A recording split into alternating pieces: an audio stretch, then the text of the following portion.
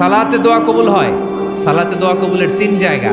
একটা হচ্ছে তাকবীরে তাহরিমার পরে আমরা সানা পড়ি না, আমরা তো একটা পড়ি।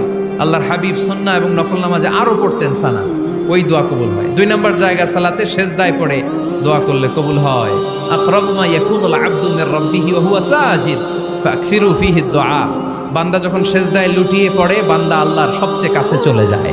তা কিন্তু বিশ্বনবী বলে সেজদাটা তোমার রবের কুদরতি পায়ের উপরে পড়েছে। সেজদায় পড়ে দোয়া করেন।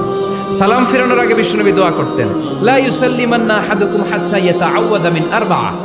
আল্লাহর হাবিব বললেন 4 জিনিস থেকে পানাহ না আছে আমার কোন উম্মত যেন সালাম না ফিরায়। তারা যেন পড়ে আল্লাহুম্মা ইন্নী আউযু বিকা মিন আযাবিল কবর, আউযু বিকা মিন আযাবি জাহান্নাম, আউযু বিকা মিন ফিতনাতিল মাহইয়া ওয়াল মামাত, আউযু বিকা মিন ফিতনাতিল মাসিহিদ দাজ্জাল। আল্লাহ কবরের আযাব থেকে বাঁচাও, আল্লাহ জাহান্নামের আগুন থেকে বাঁচাও, আল্লাহ জীবন মরণ